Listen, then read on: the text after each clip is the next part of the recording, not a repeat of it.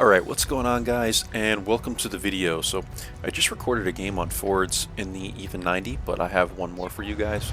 And this is a game that I played with my dad last night at this time. Right now it's the 13th of October, but I have so many videos prepared for you guys since I'm moving that, you know, might take, you know, at least a week for you guys to see this video.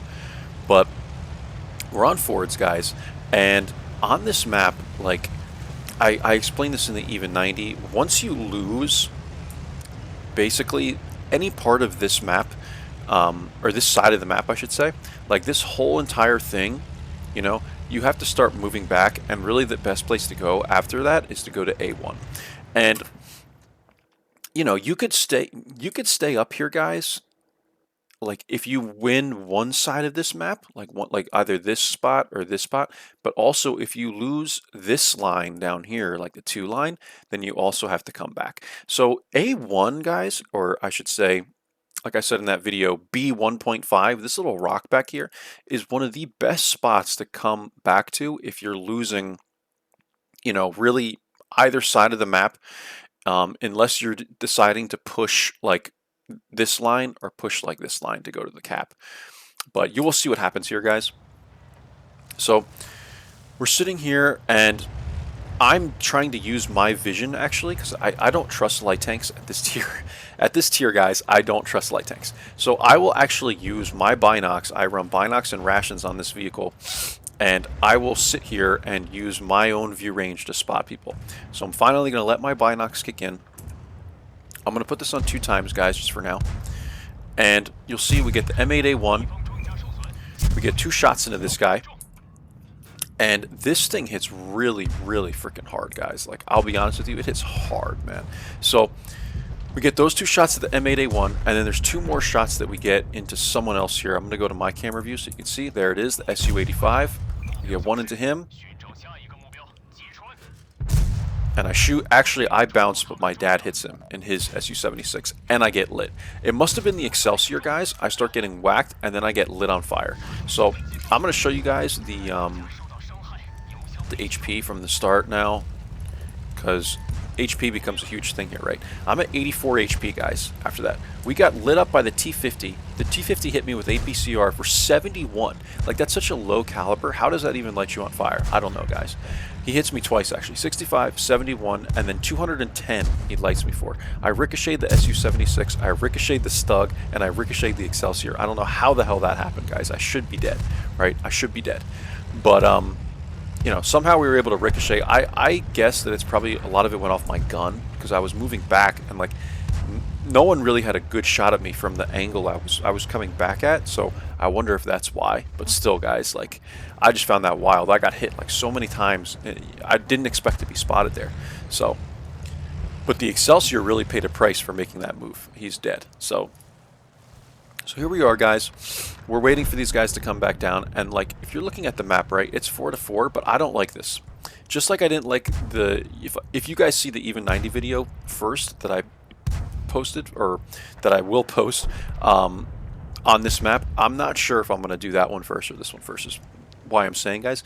But just like in that video, everyone is sitting here. There's no one out trying to play this. So you lost this, we lost this, and it looks like we might lose this too, because these people are flanking here. So this is what happens, guys, when you don't like leave the freaking base, right? Like, everyone is just sitting here. Now, I'm in an SU-76, so I'm okay to sit here. But maybe Matilda should have made a play to go over here. Maybe like the VK should have been like here. Who else was on our team? You know, like, I don't really know what the Chaffee did, what the Type T-34 did, but you guys see what I'm saying. I mean, you gotta move out of this area. You can't. Not everybody can just sit here and win the game, right? It's rare, you know, to make that happen. If you have really good light tanks, you might be able to make that work. But, you know, I find on this map, everybody just camps here, and you usually lose. And, you know, I mean, I'm gonna explain this map, how this works for you guys that might camp here and don't really understand what's going on, because I used to do that, right, guys? I used to camp here all the time. I never knew where to go. But here's the thing. If you win this over here, so you can go over here, you can fight for this hill. If you win this hill, then this becomes basically a non-issue. You can have shots going this way at people, like you can have shots going like this across the map. Also, if you sit here, like you can sit here as a light tank, you know, or you could sit here like in this corner right here as, you know, a medium or whatever, as long as you're not getting whacked from here. So that's why it's important to usually take this if you take this hill, because you have an easier time getting to this hill than people over here because they got to climb up it. You can go right here and you have the rocks for cover and all that stuff. So I actually think you have the advantage of taking this part of the map. If you take this part of the map, like I said, this becomes a non-issue and you can have people poke right here and you're fine. Where people get really scared is they hate this crossfire. They don't understand how this crossfire works, so they don't want to go here, and that's understandable if no one is going to go here. But you can't all just camp this area, guys. You have to try and make a play to take this, or to, you know, try and take this. The only issue is, like I'm saying, if you try and get here when this is, you know, when people are poking here, then that's where it becomes an issue. But even if you're here and you don't win this, anyone that pokes here should get lit and these people should have shots. So this is how this works, guys. When you're on the other side of the map, you have this corner, right, you know, behind this giant cliff or whatever. You have this corner and you can make the shots work this way. And you also have the TDs that sit back here. So I hope that makes sense to you guys. I hope that helps you play on this map. Don't just camp out this entire area. You know, you got to try and, you know, win this. Otherwise, you'll have people creep in this way, and then you'll have people creep in this way because they're not getting hit from here. I think I've explained this enough, guys. So we're looking for a shot at the AMX-40. Let's speed this up now since I rambled so much. I just want to show you guys the end of this game because it's phenomenal. So I think like AMX-40 pokes here and we get a shot on him. I think he comes around the corner. I think that's what happened. Yeah, so here comes the AMX-40. I get a shot to him there, 166. I believe that's a high roll for this tank. It is 160 HP, usually is what it hits for. And we're going to still sit here, guys. I think I'm just waiting for the Martyr or someone else to make a move here. And then I see this. Like, I see this whole thing, and I'm like, yeah, okay, it's time to go to, you know, B1 or whatever. Because this is a mess, guys. Like, when you see, like, you see all this red over here, there's just no reason to not go back at this point. Really, the only person that would be waiting for is the Martyr at this point. So I'm going to make this play, guys. I'm going to go back. My dad's still here, and eventually he will come back too. And these guys are just going to, they're going to melt, right? Because they're being flanked and all that. And now it's just me, my dad, and the Matilda. Matilda's going to die to the SU-76, I believe. Somehow, I don't know. I would have thought Matilda could probably take him, but maybe the Stug gets him too. I don't know. Let's see. Yeah, I think they like tag team him. So whatever happens there, Martyr actually killed him. And now we're here, guys, right? So we're here. I got my binocs set up. I'm like this in the bushes. You know, I want my view range to kick in. My dad's going to come back to like here, which is also, this is also a really good area to come, but it's not quite as good as like the B, you know, the B1 area, guys. So he's going to go back there. He's going to get a couple shots off as well.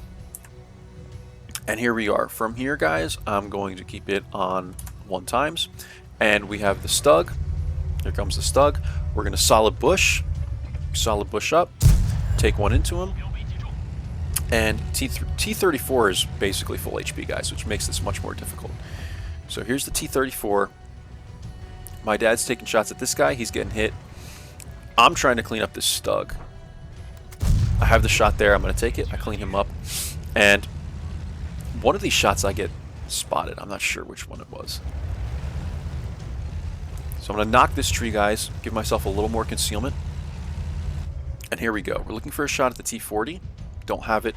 This is where I think that I have enough, you know, concealment to make this work. And I believe I get spotted here somehow. Take a shot there at the T-40.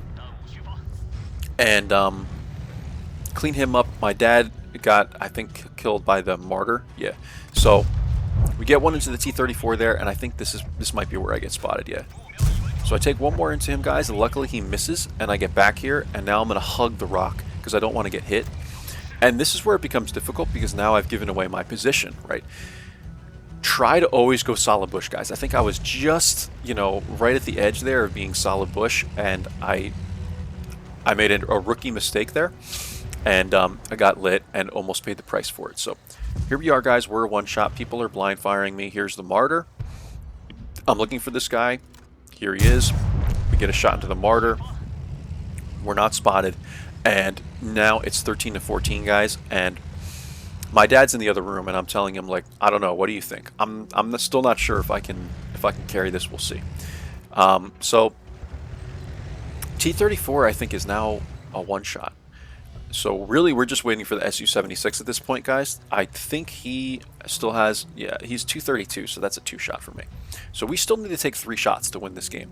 And if you didn't realize, we have APCR loaded because in this situation, guys, right, this is, I need the APCRs. I need to make every single shot count, so we're loading APCRs, guys.